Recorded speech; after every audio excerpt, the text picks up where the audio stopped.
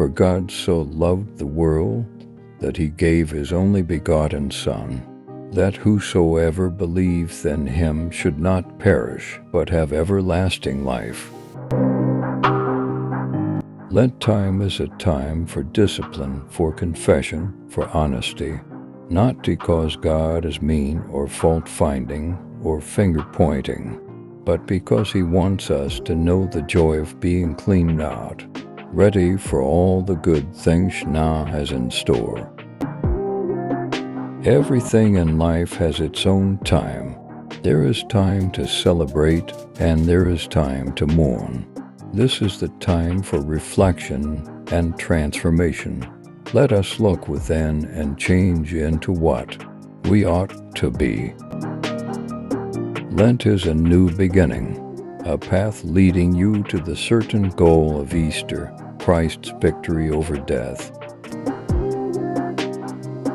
Lent is a time of going very deeply into ourselves. What is it that stands between us and God, between us and our brother and sisters, between us and life, the life of the Spirit?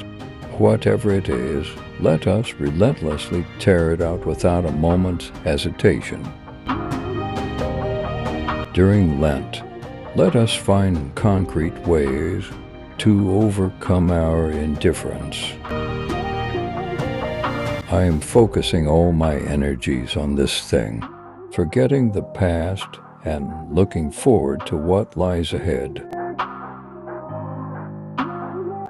If we confess our sins, he is faithful and just to forgive our sins and to cleanse us from all the unrighteousness.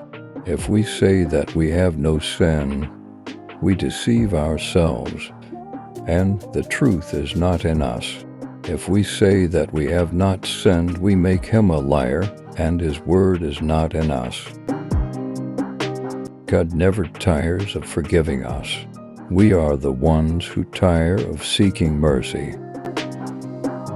There are 3 elements that are almost always part of Lent: prayer, giving something up, and giving something back.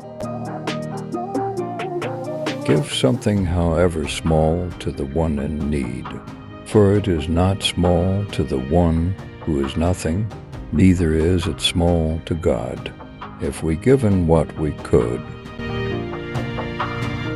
May God empower your inner strength through the power of the Holy Spirit